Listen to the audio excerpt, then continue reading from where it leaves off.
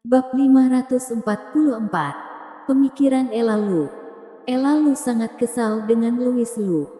Pada saat yang sama, dia meminta Celawang untuk menguji ulang sekali lagi dengan sikap yang tegas. Hanya ketika dia melihat bahwa hasil Celawang masih berwarna emas pucat, suasana hatinya sedikit membaik. Pada titik ini, Ella Lu akhirnya menyadari bahwa putri bungsunya memiliki potensi yang tidak terbatas bukan karena dia telah tertular keberuntungan Louis Lu, melainkan potensinya memang seharusnya seperti ini. Hal ini membuat Ella Lu semakin tidak mungkin membiarkan Celawang menikahi Louis Lu. Kalian pergi dulu. Aku punya beberapa kata untuk dibicarakan dengan Louis Lu sendirian. Ella Lu berkata kepada kedua putrinya.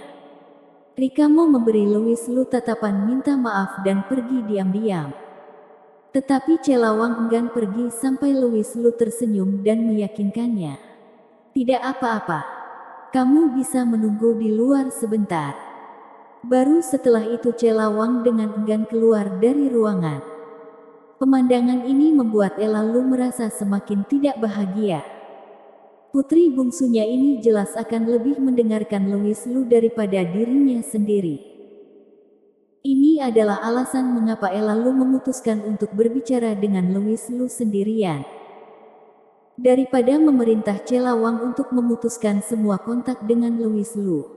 Itu hanya akan menjadi kontraproduktif. Setelah kedua gadis itu meninggalkan ruangan, Ella Lu sekali lagi mengunci pintu di belakangnya. Tubuhnya yang montok dan halus bersandar di kursi dan dia berkata dengan ekspresi dingin. Kamu harus tahu apa yang akan kukatakan. Tentu saja. Louis Lu tersenyum. Bagaimana mungkin dia tidak tahu niat Ella Lu? Dia ingin mencoba membujuk dirinya untuk meninggalkan Celawang atas kemauannya sendiri. Kamu orang yang cerdas.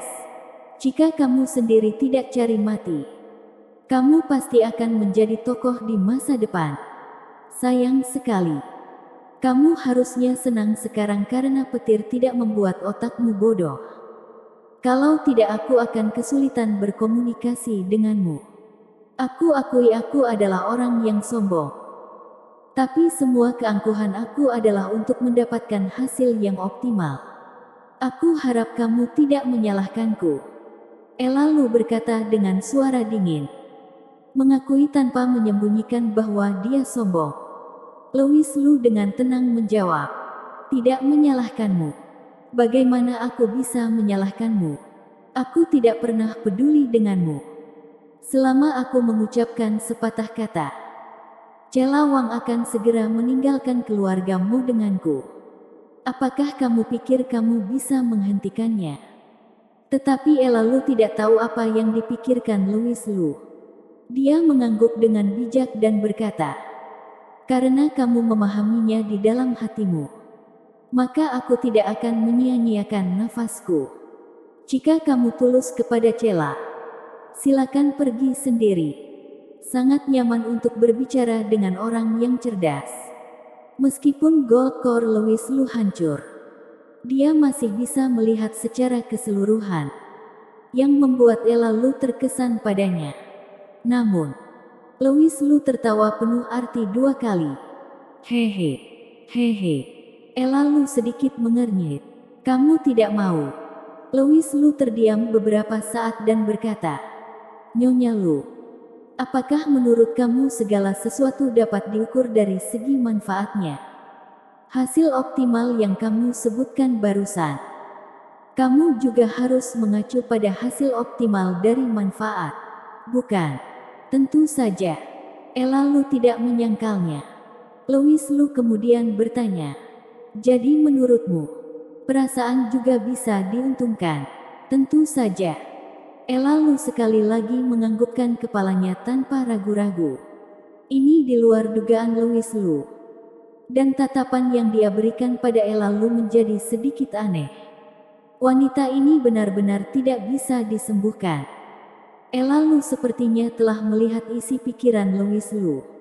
Tapi dia tidak menganggapnya serius dan berkata, Kupikir kamu adalah orang yang cerdas barusan. Tapi ternyata kamu hanya seorang anak kecil. Oh, silahkan lanjut. Ella Lu tertawa ringan dan berkata, hanya anak-anak yang berbicara tentang perasaan. Orang dewasa hanya berbicara tentang minat. Yang disebut perasaan hanyalah lonjakan hormonal singkat. Setelah sekian lama, semuanya pada akhirnya akan kembali ke biasanya. Jika semuanya akan berakhir di kebiasanya, mengapa tidak mencari pasangan yang akan lebih membantu masa depanmu? Tidaklah berlebihan untuk mengatakan bahwa ketika aku masih muda, aku adalah salah satu bunga emas di Akademi Awan Putih.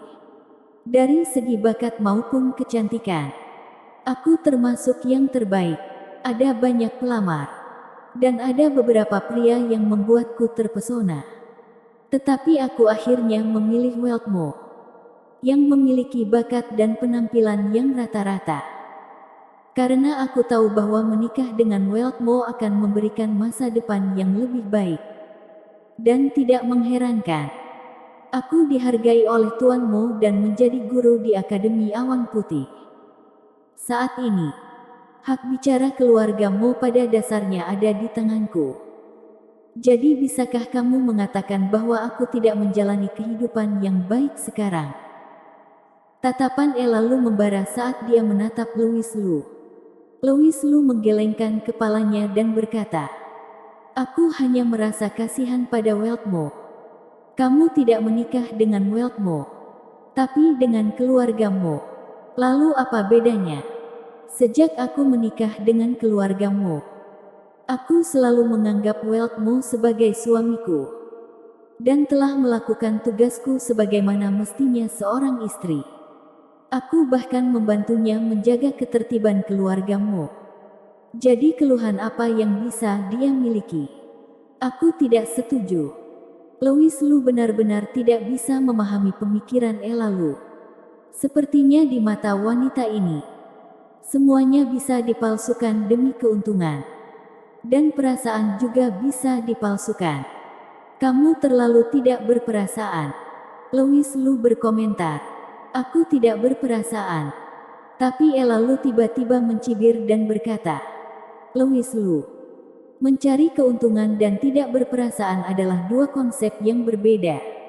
Aku harap kamu tidak akan membingungkan mereka. Tidak ada bedanya menurutku. Oh ya, kalau begitu izinkan aku mengajukan pertanyaan sekarang. Hendra Zhu dari keluarga Zhu, dan Pak Tua Weng dari Sekte Pedang Mistik. Keduanya dibunuh olehmu, bukan? Louis Lu mengerutkan kening. Memikirkan apa relevansi masalah yang dibicarakan Ella Lu dengan topik yang mereka bicarakan.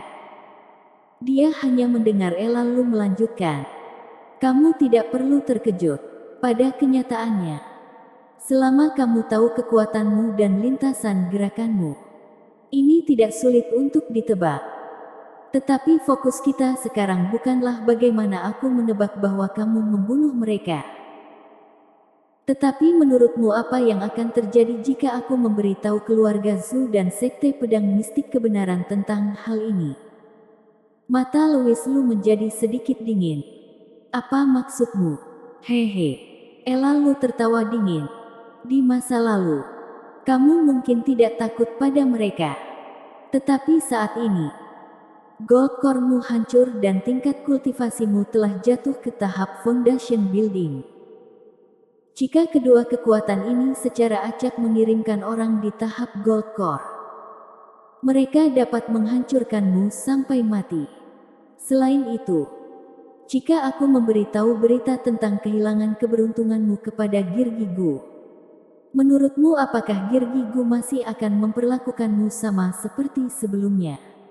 Yang terpenting adalah kamu datang dari luar Kunlun. Jadi kamu seharusnya memiliki banyak orang di luar yang kamu pedulikan. Bukankah menurutmu Albert Zhu dari keluarga Zhu akan melakukan sesuatu yang gila setelah mengetahui bahwa kamu adalah pembunuhnya? Boom! Saat kata-kata Ella Lu jatuh, hawa dingin yang menakutkan tiba-tiba meletus dari tubuh Louis Lu. Dan sepasang matanya yang hitam pekat menjadi sangat dingin hingga menusuk ke tulang. Lalu, kamu berani mengancamku? Bersambung.